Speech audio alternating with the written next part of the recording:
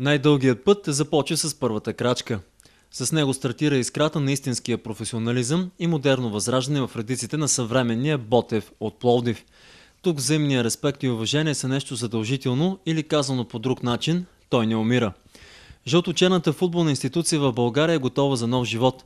Тя е тази, която запази самообладание, вяра в себе си и не се умори да чака, скандирайки мощно култовия рефрен «Без Ботев няма държава». И търпеливо дочака звездния миг, в който героите отново са на път да се превърнат в легенди. Повратна точка, която няма аналог и кауза, която си заслужава, за да пребъде нишата народните легенди в най-популярната игра. На всички е ясно, че местото на Ботев не е там, където е в момента. Просто и на нашите противници е ясно това нещо. Събрали сме се, искаме да възродим този клуб след последните 10 години, когато по такова стечение попадна може би на ръководство, което ни трябваше да попадне. Макар че първоначално и аз бях в това ръководство. Но сега, благодарение на феновите, смятаме да възродим отбора. Мислим, че сме на прав път. Поне за сега резултатите го показват и те не чак толкова спортно-техническите, а просто самата обстановка в клуба. Всичко е спокойно по отношение на футболисти. Работим и с публиката. Както казахте, публиката е 12-ти играч на нас. Темпераментна, но както виждате, последните мачове показват, че даже и навънка при гостувания с 1000-1500 фена всичко минава нормално, спокойно, за което работим. Що се отнася до клуба, както на нашите събрания показахме, ние сме осигурили бюджет за клуба, така че нямаме притеснение относно финансовата страна за тази година. Надяваме се и за в бъдеще. Предимно разчитаме на спонсорски договори, понеже, както знаете, Ботев Пловдив в момента е сдружение, в което решенията се взимат от феновете на общо събрание. Избрали са на нас като управителен съвет. Стараем се да си свършим работа както трябва. Резултатите ще покажат накрая дали е така или не. На домакинските ни мачове присъстват по 6-7 хиляди души, на гостуванията ни ходят по 1000-1500 души. Това показва, че всъщност нашата цел е да върнем хората по трибуните. Да върнем там, където фена, където му е местото. Искаме да направим така, че на стадиона за 90 минути да бъде празник и всички да дойдат заедно и да живеят 90 радостни минути с любимия си отбор. Стилният етикет за запазена марка Ботев днес допълват главните действащи лица на зеления килим. Те са тези, които осигуряват комфорт и наслада по трибуните в комбинация с трепетни мигове и неописуем възторг от победи и качествени отигравания с коженото кълбо. Патент за доени на цяло поколение капацитети в най-авторитетната надпревара е футболният маестро Петър Зехтински. Еталон за подражание, който не подлежи на коментар. Тези хора, които заслужават най-голямо призвание, са тези от 67 година. Значи и поколението на Дермиджиев, Апостол, Добриненов, Глучев, Кичуков, бат Мишо Карушката, бат Райко Балдогопросте, така че това поколение и другите момчета, бат Венгел Делев, ще да забравят, да не ми се сърди. Мисля, че те заслужават изключително признание за това, което са го направили, защото те са единствените шампиони в историята на Ботев. Значи, оттам нататък ние сме оставили също така една добра дира и хората го признават това нещо с добрите си игри през 80-те години. Значи, почти 10 години не сме излезли от тройката, един път втори купа на Съветската армия, взехме 4 пъти или 5 пъти сме бронзови медалисти.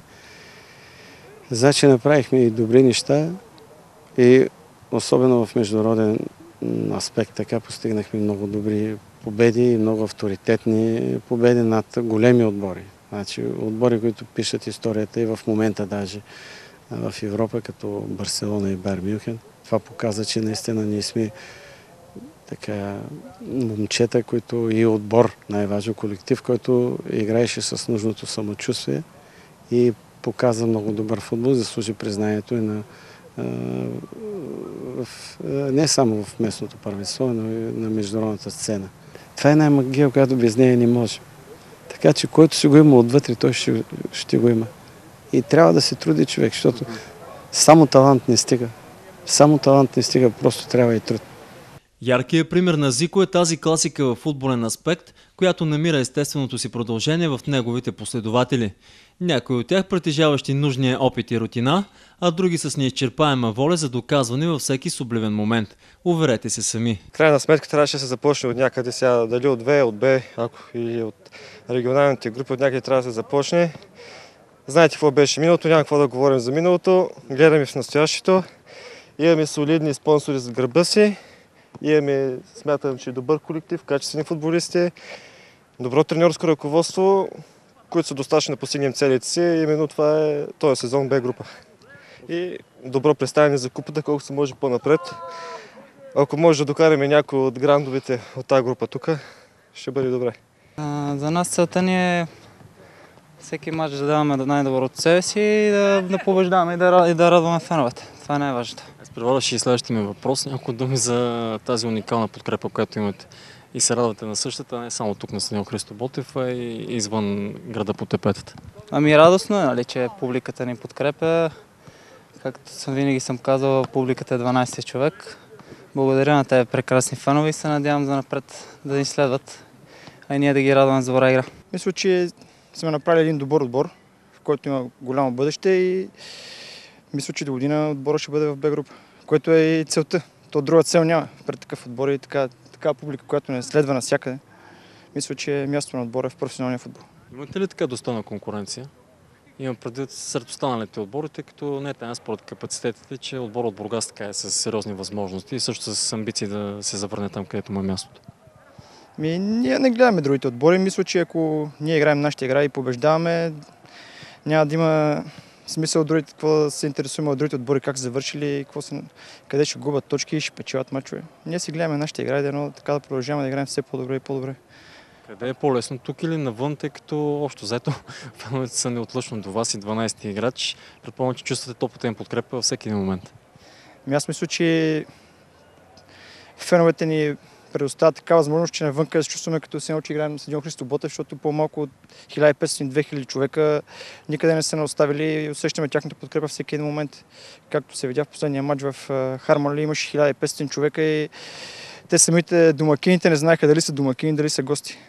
В еволюция на времето и атестат за класа за канарите от Пловдив отдавна се е превърнал и фамозният полузащитник, рекордьор начало на представителния отбор Марин Бакалов. Неговия нюх и афинитет към стойностните величини в футбола са пословични. Цел е да се умеем да върнем радостта на стадион Ботев.